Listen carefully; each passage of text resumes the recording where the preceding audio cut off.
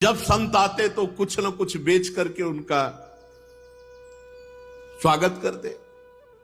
जब पीपा जी सीता सहचरी पहुंची, बहुत आनंदित हुई चीदर चिदरानी। एक फटा सा कपड़ा चीदर जी पहने, अस्थिमात्र हुए रहे शरीरा, बहुत आनंदित हुए। सुना था कि राजा थे और ये रानी थी, सारे सुखों को त्याग कर टाट पहनकर भगवान के मार्ग में, और अभी दिव्य द्वारिकापुरी के दर्शन करके आ रहे।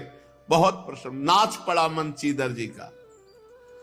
चिदरानी जी के पास गए और कहा, आज बहुत बड़े अतिथि आए हैं और भगवान बड़े कृपालु हैं, पर आज इनके स्वागत के लिए हमारे पास एक चना भी नहीं है, कुछ नहीं। आज मुझे दुख हुआ, अभी तक तो दुख नहीं हुआ, आज दुख हुआ कि इतने बड़े अतिथि की मैं कुछ सेवा नहीं कर पाऊंगा।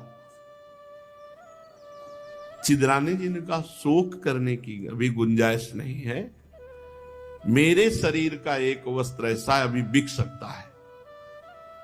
तत्काल वस्त्र उतारा और कहा, बाजार जाओ। उसको बेचा, जो कुछ मिला उसे अन्न खरीद के लाए, थाल में लेकर बाहर जो बैठक थी उसमें सीता सहचरी और पीपा जी विराजमान थे। चीदर जी मुस्कुराते हुए, भगवान थोड़ा सा चावल और दाल।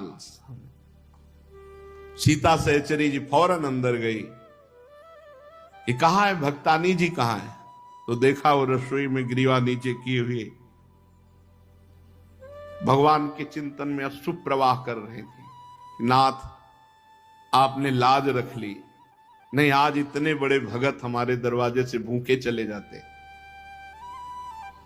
सीता सहचरी जी गई, देखा वो दिगंबर शरीर में वस्त्र ही नहीं एक था, वो बेच लिए। तो उन्होंने कहा कि आप निर्वस्त्र बैठी हैं? का कौन सी आश्चर्य की बात, पैदा भी तो निर्वस्त्र ही हुई थी। उनका ऐसा आप कैसे? तो उनका, हमने तो सुना था आप द्वारिकाधीश के दर्शन करके आ रही, तो लालसा थी कि आते ही जब आप मिलेंगी तो आप भगवान द्वारिकाधीश की रूप माधुरी सुनाएंगी और हम उसमें डूबे। क्या इस नाशवान शरीर की चर्चा चला दी। मुझे लगा कि मैं इनके सामने कुछ नहीं हूं। अतिथि के लिए अपने शरीर को वस्त्र बेच दिया, अपना परम धर्म। इन महापुरुषों के चरित्रों से हमें देखते कि धर्म का स्वरूप क्या होता है।